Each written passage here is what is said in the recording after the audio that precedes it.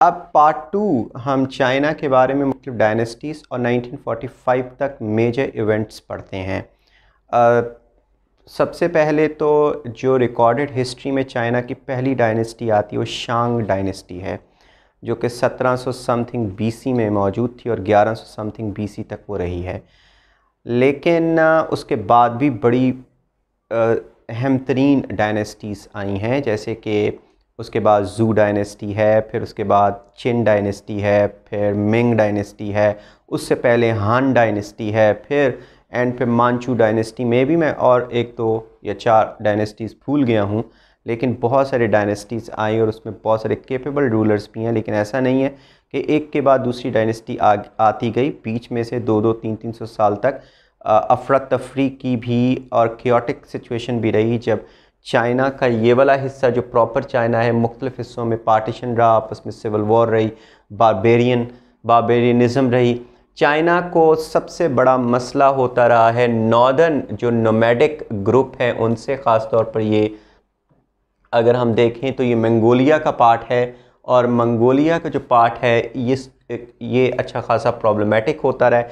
एक वक्त में तो मंगोलिया से जो 13th सेंचुरी में ऑलमोस्ट 1270 के करीब यहाँ से मंगोलों ने भी हमला किया और ऑलमोस्ट ये वाला सारा हिस्सा कब्ज़े में कर लिया। और मंगोलों का एक बड़ा इम्पॉर्टेंट रूलर कुबलाई ख़ान यहाँ पे हुकूमत करता रहा। लेकिन मंगोलों ने इस चाइनीज़ सिविलाइजेशन को कुछ दिया नहीं, बल्कि ख़ुद वहाँ से अकल्चर्ड हो के गए, सिविलाइजेशन को एडॉप्ट करके, और ख़ुद कल्चर्ड एक बहुत सारा कल्चर एडॉप्ट करके तो वहाँ से गए। लेकिन वो इतनी देर तक नहीं गए रहे, 100 साल तक रहे। मगर ये जो नॉर्दर्न हमला आवर हैं, इनसे अपने आप को बचाने के लिए भी इनकी डायनेस्टीज़ ने यहाँ पर एक वॉल बनाई थी। आपको पता होगा वो वॉल चाइनीज़ वॉल है, ताकि यहाँ से और इधर से अटैक्स जो होते थे उनको रोका जा सके। और डिफरेंट दूसरी डायनेस्टीज़ ने उस वॉल को सीमेंट भी किया, स्ट्रेंथन किया, एक्सटेंड किया और उसको बेहतर से बेहतर बनाया था। तो नॉर्थ से ज़्यादा उनको मसाइल रहे हैं, साउथ से इतने मसाइल नहीं रहे।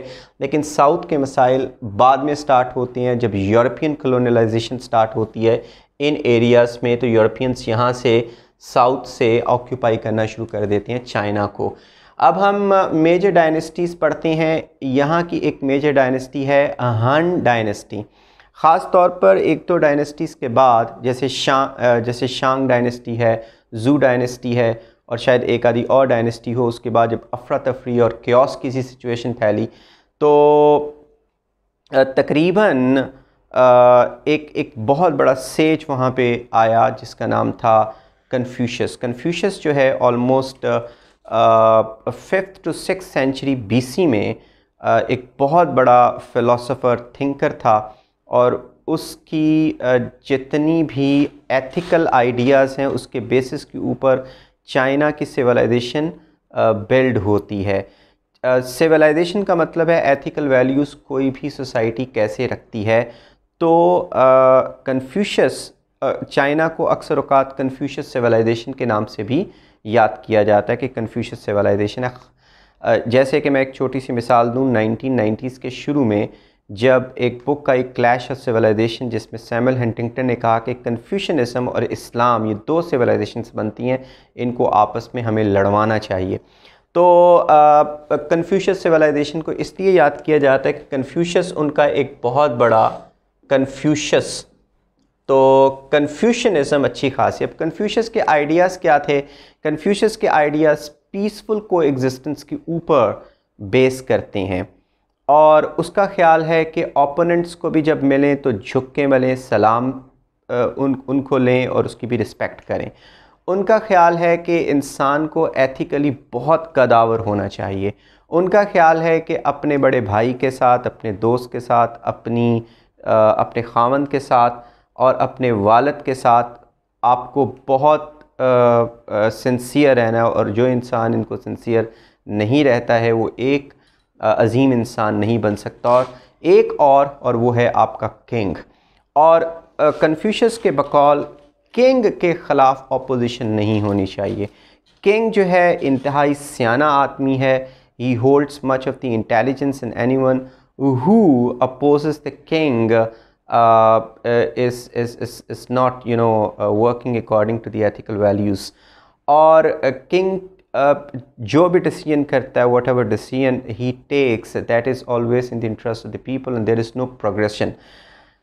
आई मीन प्रोग्रेसिव आइडियाज़ या आगे जो बहुत सारी नए नए आइडियाज़ हैं उनको ईजाद नहीं करने चाहिए और ताबेदारी के अंदर ही रहना चाहिए, ओबीडियंस के अंदर भी। अब ये जो आइडियाज़ हैं कुछ तो क्लैश करती हैं मॉडर्न डेमोक्रेटिक आइडियाज़ से, मगर इसके साथ बहुत सारी स्टेबिलिटी आई।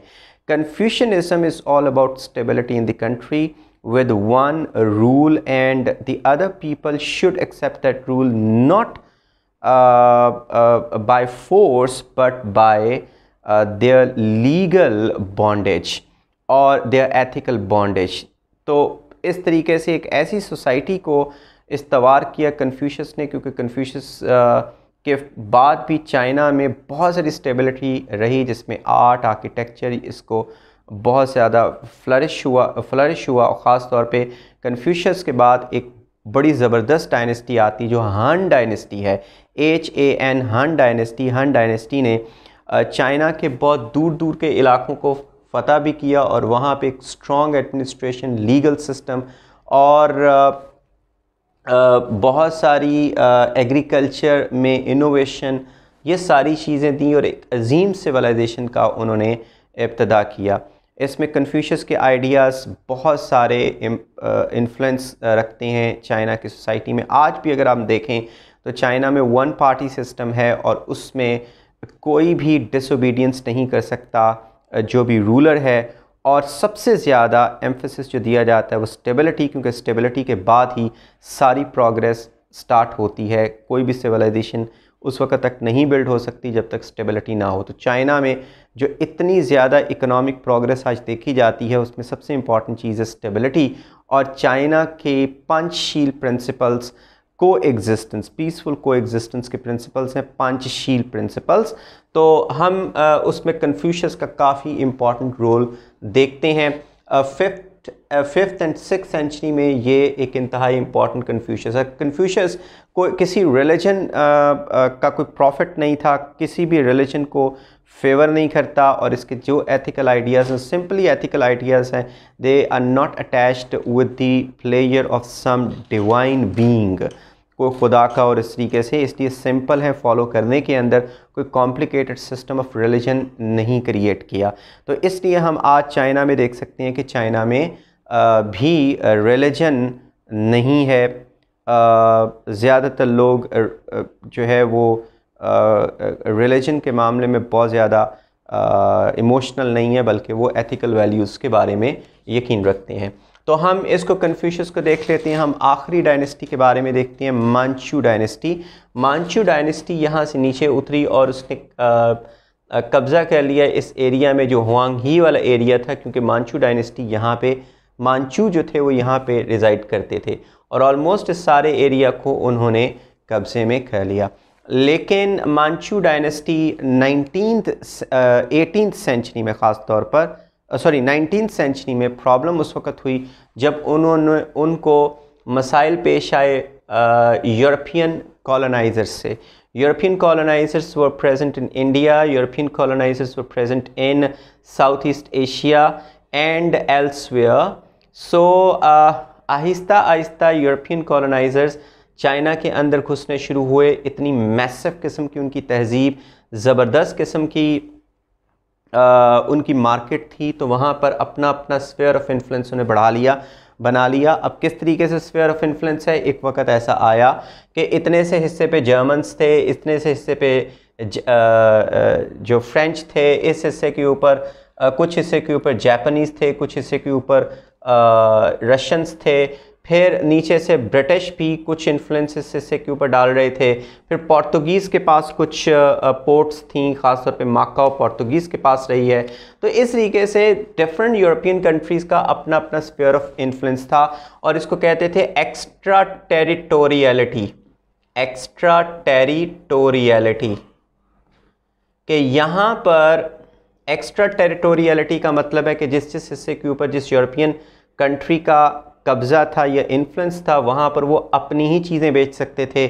कोई भी चाइनीज़ कंपनीज वहाँ पे अपनी चीज़ें नहीं बेच सकती थी। नंबर 2, वहाँ पर चाइना के लॉस इम्प्लीमेंट नहीं हो सकते थे, उनके अपने लॉस होंगे जो वहाँ पर इम्प्लीमेंट हो सकते हैं। कुछ इसमें यूँ है कि यूरोपियंस ने ख़ास तौर पर कई इलाकों के अंदर जो उनके अपने इन्फ्लुएंस में थे, चाइना के लोगों को भी आने की इजाज़त नहीं दी हुई थी।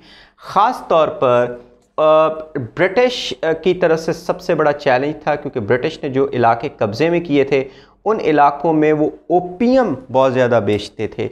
ओपियम कहाँ मौजूद थी? यहाँ पे बर्मा में और थाईलैंड में। जिस तरीके से आज अफ़गानिस्तान में बहुत सारी ओपियम उगाई जाती है, इसी तरीके से इन एरियाज़ में भी ओपियम अच्छी खासी उगाई जाती थी।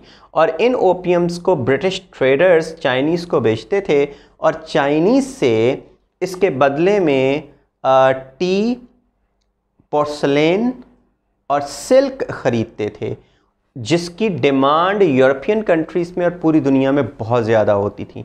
लेकिन ओपियम की ट्रेड के साथ चाइना की सारी यूथ की पॉपुलेशन तबाह हो रही थी। Generation after generation of waste generation was being produced, and this had completely made the situation chaotic for the whole society. The whole society was on the verge of being ripped apart. So that was very important to stop the traders to trade in opium. तो Manchu dynasty ने फैसला किया war का, और Manchu dynasty ने war भी की, लेकिन वो हार गई ब्रिटेन से वॉर। तो इस तरीके से वो वॉर, ओपियम वॉर कब हुई थी? ओपियम वॉर हुई उनकी 1839 से 42 तक, जो कि वो हार गए। और ब्रिटिश का इन्फ्लुएंस जो है वो यांगजे रिवर तक बढ़ गया, यहाँ तक उनका इन्फ्लुएंस बढ़ गया। यांगजे रिवर के साउथ तक उनका इन्फ्लुएंस काफ़ी हद तक बढ़ गया। और फिर उन्होंने ट्रीटी के ज़रिए से मांचू डायनेस्टी से लीज पर हांगकांग ले ली। ये हांगकांग जो रेड कलर से मैंने निशान लगाया हुआ है, हांगकांग का एरिया उन्होंने लीज के ऊपर ले लिया। अब लेकिन इसके बाद जो ओपियम की ट्रेड है और ज़्यादा बढ़ गई, और कोई ऑलमोस्ट 15 साल के बाद एक और वॉर हुई जिसमें दोबारा से चाइनीज़ को शिकस्त हो गई, और जो ब्रिटिश इन्फ्लुएंस है वो बढ़ता गया। जितना भी इन्फ्लुएंस जहाँ पे जिस मुल्क का होता था वहाँ पे वो अपनी मार्केट को इस्टेब्लिश करते थे। अब ये बात है 19th सेंचुरी में चाइना या Manchu dynasty remained quite incapable of holding the British and European colonisers back. और जापान और रशिया जो है इस हिस्से के इन्फ्लुएंस के लिए भी आपस में लड़ते रहते थे। हत्ता कि 1904 में एक वॉर हुई जो 1905 में ख़त्म हुई, और उसमें जापान ने रशिया को शिकस्त दे दी। इसको कहते हैं रशियन जापान वॉर, रसो जापान वॉर, और इसके ऊपर खुद से काबिज हो गया जापान। ऑल्दो बाद में ये हिस्सा फिर दोबारा से रशिया को लीज पे चाइना ने दे दिया, जब जापान यहाँ से शिकस्त खा के दोबारा से निकल गया यूरोपियंस के हाथों। लेकिन उस वॉर में ये हिस्सा ले लिया, और जापान की कुछ ना कुछ प्रेजेंस यहाँ पे मौजूद थी। जब जब वर्ल्ड वॉर 1 हुई, और वर्ल्ड वॉर 1 के ख़त्म होने के बाद 1919 में आप लोगों को पता है कि एक ट्रीटी हुई थी, ट्रीटी ऑफ वर्साइल्स। कौन सी ट्रीटी हुई थी? Treaty of Versailles. इस ट्रीटी ऑफ वर्साइल्स में जो जीती हुई नेशंस हैं उन्होंने जर्मनी के भी टुकड़े किए थे, और जर्मनी के ऊपर एक बहुत बड़ा जुर्माना डाला था वॉर का। ये आप सब लोगों को पता होगा। लेकिन उसके साथ साथ जो जापान के कुछ एरियाज़ यहाँ पे मौजूद हैं उसको भी एक्सेप्ट कर लिया था इस ट्रीटी के तहत। अब हम देखते हैं कि उसके बाद जब जापान ने नेक्स्ट कब कब्ज़ा किया चाइना के ऊपर? 1930s में। 1930s में इस हिस्से के ऊपर जो मंचूरिया का पार्ट है जापान ने हमला किया और कब्ज़ा कर लिया। और उसके बाद 1937 में जापान ने ऑलमोस्ट दूसरे बहुत सारे हिस्सों के ऊपर भी कब्ज़ा कर लिया, और कोरिया के ऊपर भी, कोरिया और बाकी हिस्सों के ऊपर जापान ने 1930s में कब्ज़ा कर लिया, 1930s के डेकेड में, और 1937 में काफ़ी और दूसरे इलाकों के ऊपर जापान ने कब्ज़ा कर लिया। अब मामला ये, और जब वर्ल्ड वॉर 2 स्टार्ट होती है 1939 में, जब वर्ल्ड वॉर 2 स्टार्ट होती है, तो जापान इन सारे एरिया से यूरोपियंस को की ठुकाई करके उनको निकाल देता है, और अच्छा खासा एरिया ये वाला भी, और ये वाला जो एशिया का हिस्सा है, जो साउथ ईस्ट एशिया है, उसके ऊपर भी कब्ज़ा कर लेता है। इसका मतलब ये है कि जापान उस वक़्त की बहुत बड़ी पावर बन के उभरता है, और सारी जो यूरोपियन पावर्स हैं उनको यहाँ से निकाल देता है। अब उसके बाद जब जापान यहाँ से चला जाता है, और लेकिन जापान कब यहाँ से जाता है? 1945 में जब वॉर ख़त्म होती है। 1939 में स्टार्ट होती है, 1945 में जब वॉर ख़त्म होती है और जापान के ऊपर 2 बॉम्ब पड़ते हैं, जापान अमेरिका के हाथों शिकस्त खा जाता है, तो जापान इस सारे एरिया को खाली कर देता है। यहाँ तक की हिस्ट्री अभी हमने पढ़ी है।